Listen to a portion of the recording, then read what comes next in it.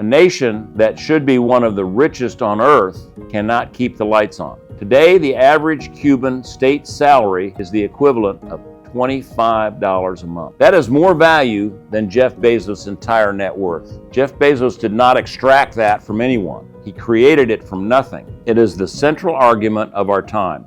The question is not which system sounds more fair. The question is which system actually helps people at the bottom. Alexandria Ocasio-Cortez has a degree in economics from Boston University. She's not stupid. She is a tremendous fundraiser. And she recently said publicly and for the record that you cannot earn $1 billion, that billionaires do not create wealth. She says billionaires extract their wealth from workers beneath them. Now, here is a fact she left out of her conversation. Amazon's distribution system saves the average American customer 44 hours of time per year. Multiply that times Amazon's customer base, times the productivity value created, the time Americans get back to spend on their families, their businesses, their lives, whatever, runs into the hundreds of billions of dollars. That is more value than Jeff Bezos' entire net worth. Jeff Bezos did not extract that from anyone. He created it from nothing. Does that make sense to you? This is not just an argument about one billionaire. It is the central argument of our time. Capitalism versus socialism. Free markets versus central planning. Individual freedom versus government control. Every economic policy debate in America today traces back to this one question. Who do you trust to make decisions about your life? Today, I'm going to give you the left's answer, the right's answer, and what common sense and 2 centuries of hard evidence tell us is true. Welcome, patriots, to this edition of Common Sense for America. I'm Bruce Rutherford, your host and commentator, coming to you from the beautiful Westwood Golf Club in Houston, Texas. If you're watching on YouTube, please hit that like button and subscribe. Now let's get into it.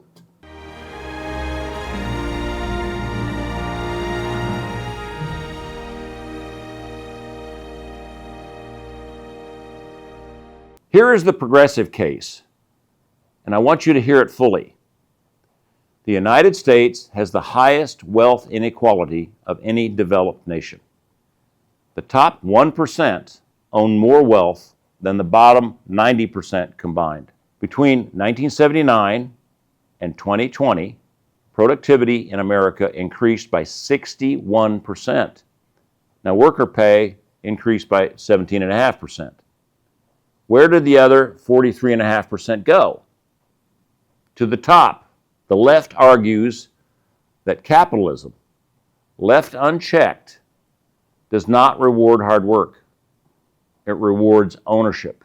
In a system where ownership is concentrated, the gains of growth flow to the few, while the many work harder for less. They point to the Nordic countries, Denmark, Sweden, and Norway, where very robust social programs produce higher social mobility than the United States. There, a child born poor in Denmark has a better chance of rising to the middle class than a child born poor in America.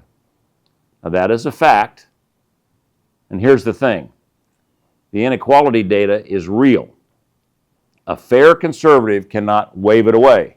Now, here's the conservative case, and it is built on something the left consistently ignores. They ignore what actually happens when governments try to fix inequality by controlling the economy. Case in point, Venezuela in 1970 was the wealthiest country in Latin America, and it had the largest proven oil reserves on earth. Hugo Chavez took power in 1999. He nationalized the oil industry and began redistributing wealth. By 2019, just 20 years later, gross domestic product had collapsed by 65%. Inflation hit 1 million %. 1 million %. 3 million Venezuelans fled the country. A nation that should be one of the richest on earth cannot keep the lights on. Now, Cuba tells the same story. Before Castro took power in 1959, Cuba had a higher per capita income than much of Europe. Today, the average Cuban state salary is the equivalent of $25 a month. $25 a month. The right's argument is this: socialism does not redistribute wealth. It redistributes poverty. The historical record is unambiguous in proving socialism creates poverty. It enslaves people economically. And here's the thing: the evidence is overwhelming. So where is the real problem? It's not capitalism versus socialism as abstract ideologies. It is a confusion between two completely different things: free market and crony capitalism, what AOC calls capitalism.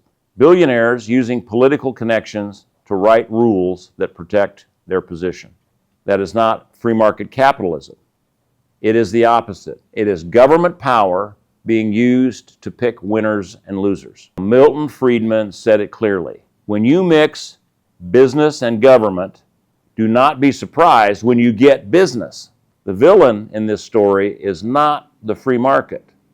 The villain is government power being captured by the very interests government is supposed to regulate.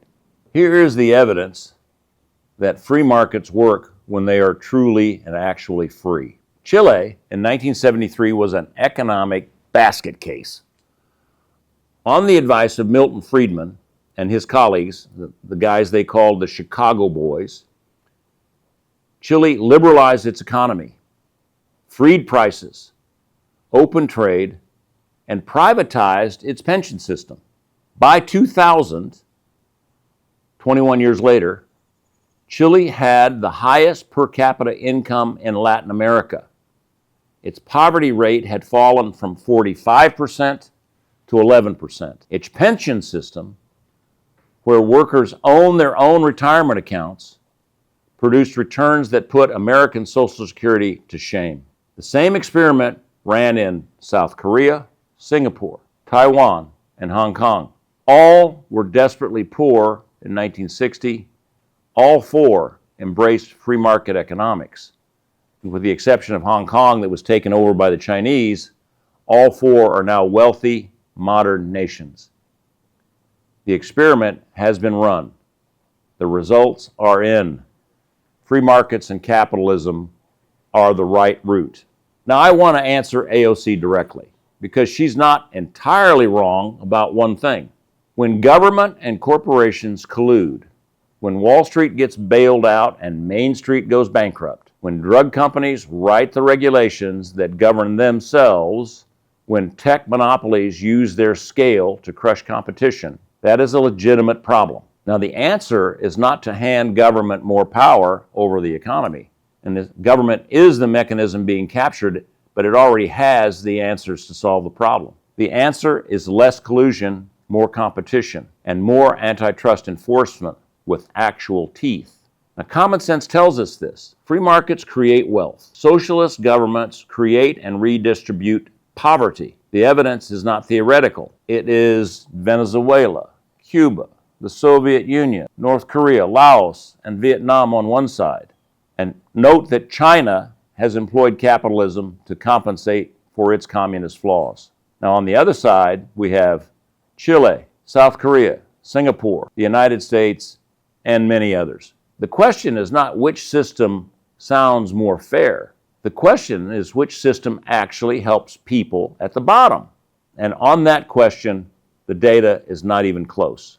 Here's what you need to remember. Capitalism is not perfect, but it is the only system in human history that has actually lifted billions of people out of poverty. Socialism is a wonderful idea that just does not work.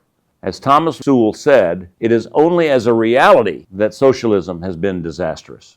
This matters because the debate is not academic. Policies being proposed by some people in Washington and by a lot of people in some states right now, wealth taxes, price controls, government takeovers of entire industry, they've all been tried before. We know how they end. Talk about this with your family and ask your kids what their economics teachers are telling them and whether Venezuela ever comes up in their economics classes. Tell me in the comments where you stand. Tell me what they have said. Now, next time we examine the Russian threat to the Baltic states and why what happens in Estonia, Latvia, and Lithuania is your problem too. Until then, may God bless you and yours, and God bless America.